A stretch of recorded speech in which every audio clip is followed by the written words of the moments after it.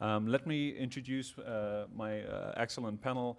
I'm starting in the middle with Chrystia Freeland. She's the Minister of International Trade of Canada and used to be a young global leader of the World Economic Forum, if I may mention that. I'm afraid it's true. On the far end of the panel. When I mention now names like Mrs. Merkel, even Vladimir Putin and so on, they all have been young global leaders of the World Economic Forum. Mm-hmm. But what we are very proud of now is the young generation, like Prime Minister Trudeau, President of Argentina and so on, that we penetrate the cabinets. So yesterday I was at a reception for Prime Minister Trudeau, and I know that half of this cabinet, or even more, half of this cabinet are actually young global leaders of the World Economic Forum. Left unanswered, where does this vast inequality take America? Well, I think to a very bad place, and I see two real and present dangers. One is that you see an increase of the political capture. Of the political capture. So of the people at the very, very top capturing the political system, and most crucially, I think something that an economist, a guy called Willem Buiter, who's the chief economist at Citigroup, he calls it cognitive capture, where he says, look, it's not like this vast conspiracy. It's not as if, everyone is on the payroll of the plutocrats. And this guy, okay, he is now the chief economist of Citigroup. He wrote this when he was an academic economist. But so he's hardly, some kind of Marxist on the barricades. His argument was that part of the reason the financial crisis happened is the entire intellectual establishment, not just people inside investment banks, but regulators, academic economists, financial journalists, had all been captured by the financial sector's vision of how the economy should work, and in particular, light touch regulation. As of today, all crowdfunding platforms and the payment service providers they use must register with FINTRAC, and they must report large and suspicious transactions to FINTRAC. This will help mitigate the risk that these platforms receive illicit funds, increase the quality and quantity of intelligence received by FINTRAC, and make more information available to support investigations by law enforcement into these illegal blockades. We are making these changes because we know that these platforms are being used to support illegal blockades and illegal activity, which is damaging the Canadian economy. The government will also bring forward legislation to provide these authorities to FINTRAC on a permanent basis. Second, the government is issuing an order with immediate effect under the Emergencies Act, authorizing Canadian financial institutions to temporarily cease providing financial services where the institution suspects that an account is being used to further the illegal blockades and occupations. This order covers both personal and corporate accounts.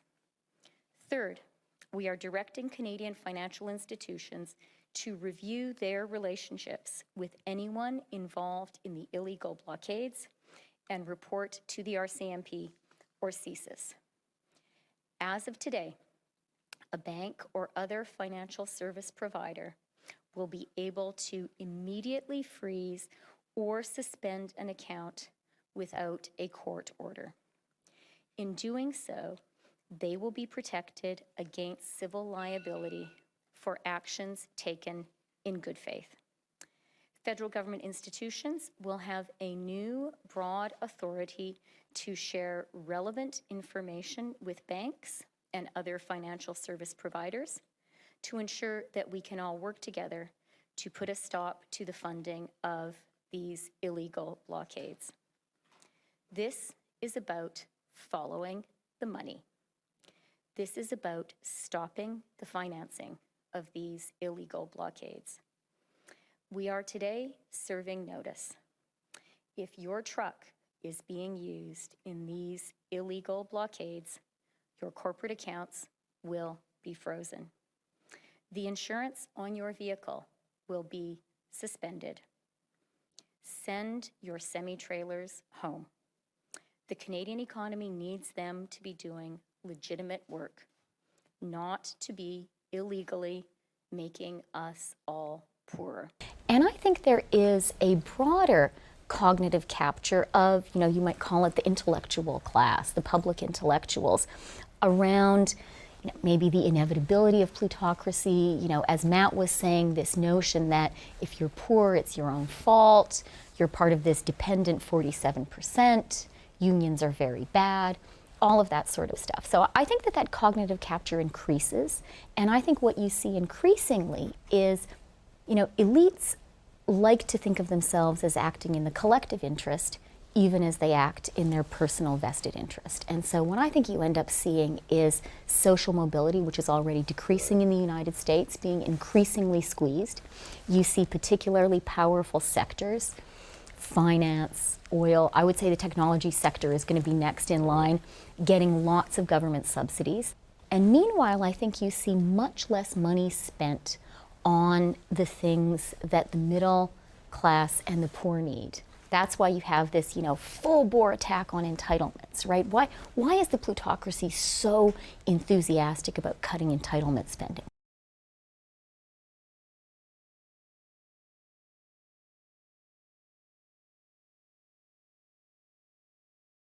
That is, you got to talk to a lot of them. You have moved among them as a financial journalist, been to Davos and other places like that.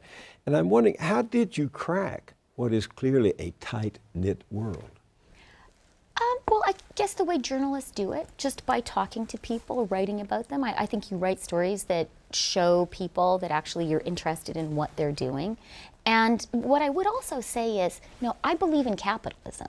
And I also actually believe in globalization and the technology revolution. If you gave me the option of turning the clock back to the 1950s, I wouldn't do it.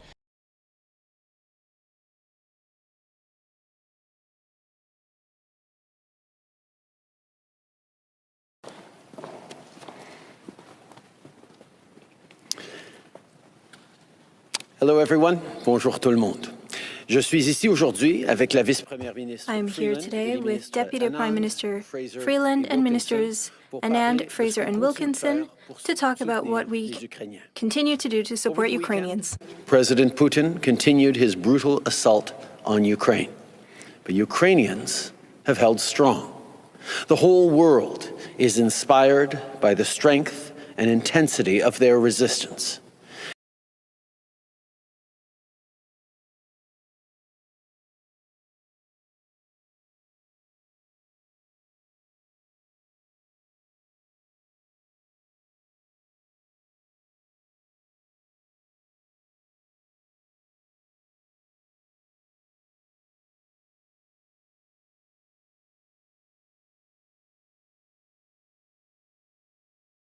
We would be sending new shipments of military supplies, including body armor, helmets, gas masks, and night vision goggles. Today, we are announcing that we will be supplying Ukraine with anti-tank weapons systems and upgraded ammunition. Of course, this is in addition to our 3 previous shipments of lethal and non-lethal equipment. It's encouraging to see so many of our partners also stepping up to deliver support and equipment to Ukraine. The international community is rallying to support democracy and the people of Ukraine.